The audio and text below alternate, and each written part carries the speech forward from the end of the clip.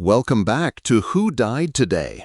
Over the past few days, the world has bid farewell to some truly beloved and unforgettable stars.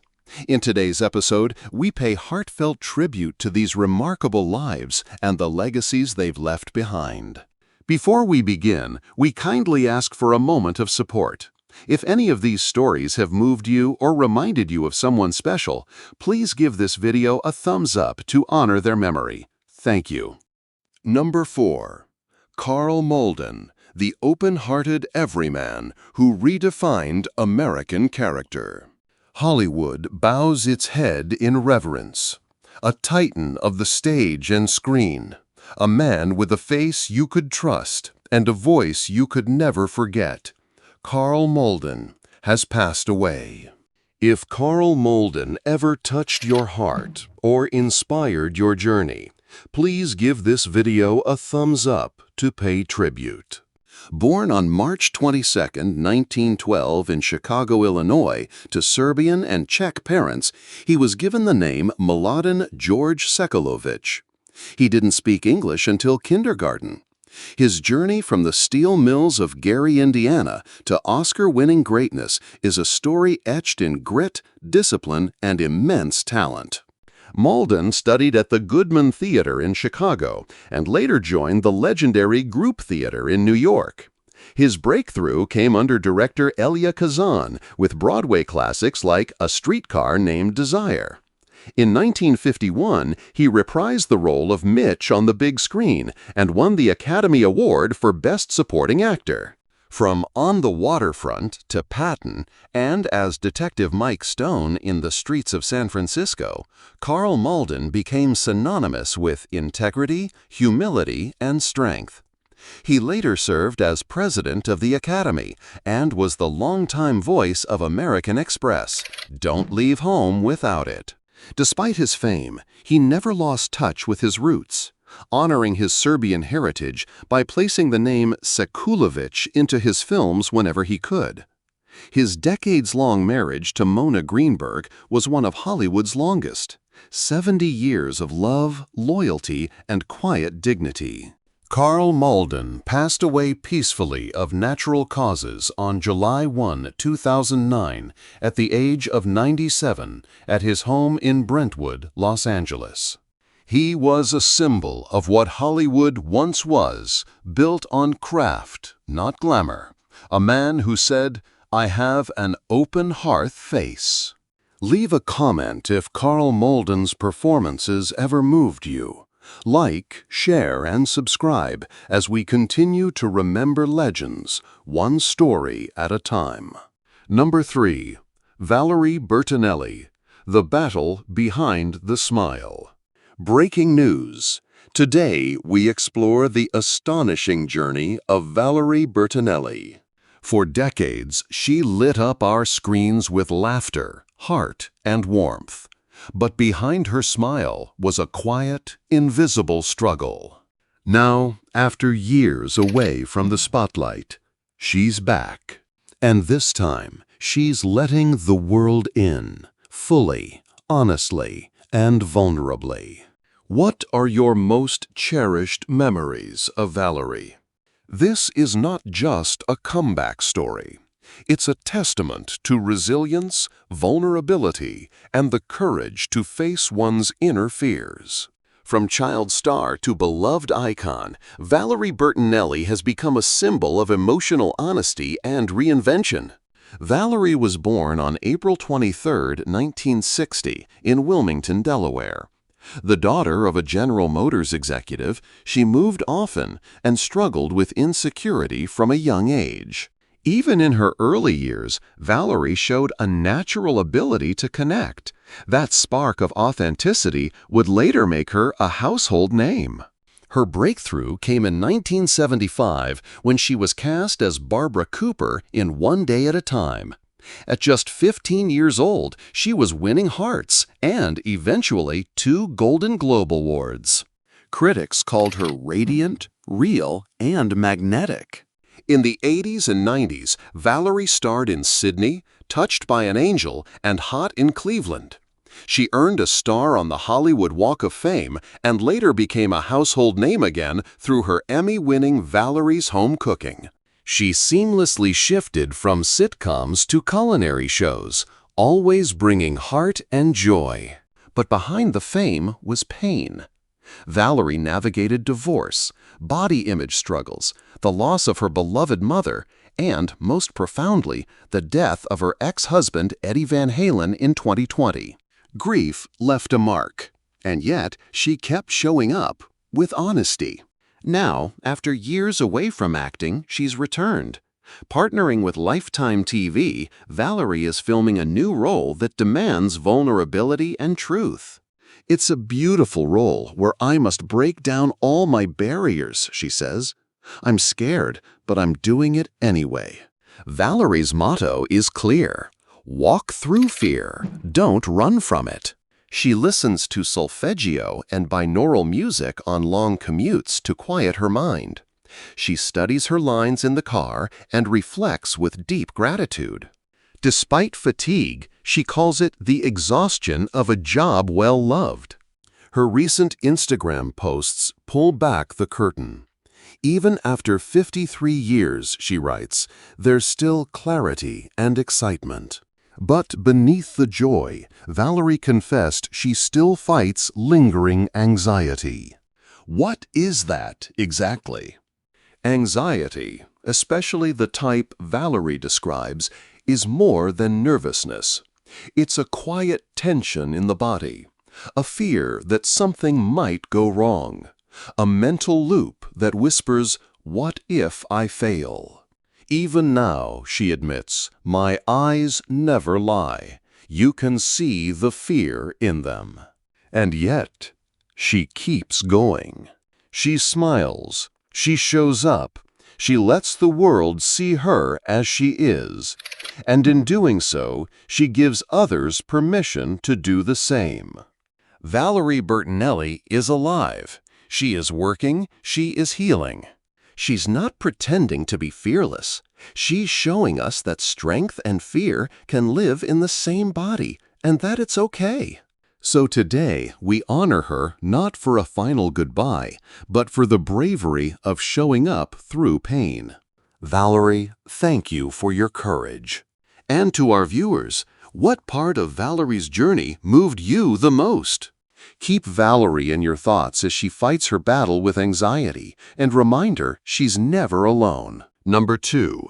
Mel Novak, the on-screen villain who fought like a hero in real life. Hollywood has lost another legend, whose face defined danger, but whose heart defined compassion.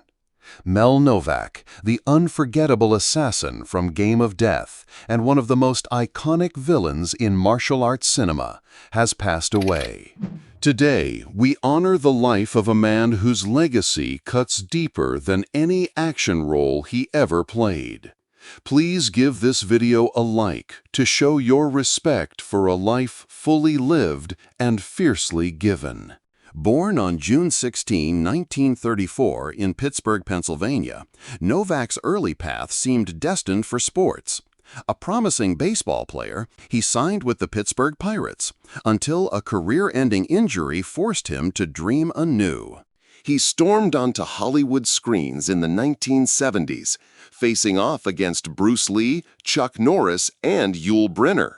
His performance as Stick in Bruce Lee's Game of Death, 1978, earned him cult status, while roles in Black Belt Jones, An Eye for an Eye, and Tom Horn showcased his unique blend of menace and mystique. Despite his villainous roles, Mel Novak was a deeply spiritual man, an ordained minister who spent over 30 years serving the homeless on Skid Row and counseling inmates in some of America's toughest prisons. In his words, "I get what I deserve in the end." The Lord's justice is very much like that. But in real life, Novak gave far more than he ever took. He was honored with awards not just for his acting, but for his humanitarianism. Even after surviving a near-death experience in 1998 due to peritonitis, he continued to serve, act, and inspire. Mel Novak passed away on April 9, 2025, in Southern California from natural causes, at the age of 90. His death was confirmed by his family. He is survived by his daughters, Nicole and Leah, and 2 grandchildren, Allie and Ryan. He lived as fiercely as he fought, on and off screen. A villain in fiction, a hero in truth. If Mel Novak's work ever thrilled or inspired you, share your memories in the comments. Like, subscribe, and join us again as we remember those who shaped our world, one tribute at a time. Number 1. Marlon Brando. The godfather of acting is gone. Now we reflect on the profound loss of a cinematic giant, the incomparable Marlon Brando. A man who changed the very definition of acting. Brando left behind not just unforgettable performances, but an entire generation of artists molded in his shadow. If his work ever moved you, if his voice ever shook something in your soul, please give this video a thumbs up as a small tribute to a man who gave us so much more than characters. He gave us truth. It was the torn t-shirt, the brooding silence, the whispered, "I could have been a contender." Or perhaps it was the quiet power of Vito Corleone offering justice in a whisper. These weren't scenes, they were seismic moments. Marlon Brando didn't act, he lived through characters, and we lived through him. Born on April 3, 1924, in Omaha, Nebraska, Marlon Brando Jr. was the third of 3 children. His father was a traveling salesman, his mother a theater lover struggling with alcoholism. As a child, Brando sought attention through mimicry, often performing for his mother to win back her affection from drink. He struggled in school and was eventually expelled from Shattuck Military Academy. But when he followed his sister Jocelyn to New York to study acting, his life changed forever. Brando grew up amid emotional neglect. His mother's alcoholism and his father's absence left deep emotional scars, but also seeded the empathy and intensity that would define his performances. His pain became his palette. In 1944, Brando made his Broadway debut in I Remember Mama. By 1951, he had scorched the screen as Stanley Kowalski in A Streetcar Named Desire, earning his first Academy Award nomination. He went on to star in On the Waterfront, 1954, where his portrayal of washed-up boxer Terry Malloy earned him his first Oscar. In 1972, he returned to glory as Vito Corleone in The Godfather, winning another Academy Award and cementing his place in cinematic history. From Last Tango in Paris, 1972, to Apocalypse Now, 1979, Brando reinvented himself time and again, always one step ahead of the industry and always unwilling to be tamed. Brando once said, "An actor is at most a poet and at least an entertainer." For him, acting wasn't performance, it was revelation. Throughout his life, Brando struggled with weight, depression, and personal tragedy. He suffered the loss of his daughter Cheyenne and endured public family scandals. In later years, he became reclusive, a man burdened by fame and haunted by grief. On July 1, 2004, Marlon Brando passed away at the UCLA Medical Center in Los Angeles, California, from pulmonary fibrosis. He was 80. His death was confirmed by his lawyer, and soon after, tributes began pouring in from every corner of the world. Director Francis Ford Coppola said, "Marlon was like no other, a giant who walked among men." Fans from around the world shared their grief. One wrote on social media, "He didn't just play characters. He played us, our fears, our wounds, our longings." Marlon Brando's legacy is immeasurable. He changed acting forever. He inspired legends: James Dean, Robert De Niro, Al Pacino, Daniel Day-Lewis. He challenged Hollywood. He protested injustice. He lived authentically, fiercely, unapologetically. Brando's passing followed the death of his longtime friend and co-star Karl Malden, who once said, "Marlon was unpredictable, but always unforgettable." Together, they forged an era that shaped everything that came after. He came from silence. He played gods and ghosts, lovers and lost souls. And now, the screen is dimmer. The light that once showed us ourselves has gone out. Brando was no stranger to controversy. From refusing his 1973 Oscar to his outspoken political views. But in all things, he was never false. And in a world of performance, that may have been his greatest rebellion. We invite you to share in the comments. What did Marlon Brando mean to you? Which of his performances will stay with you forever? Please like this video to honor his memory. Subscribe for more heartfelt tributes, and join us as we continue remembering those who made the world brighter, even in their silence. Thank you for watching. We'd love to hear your thoughts. Feel free to share your memories or favorite moments about these icons in the comments below.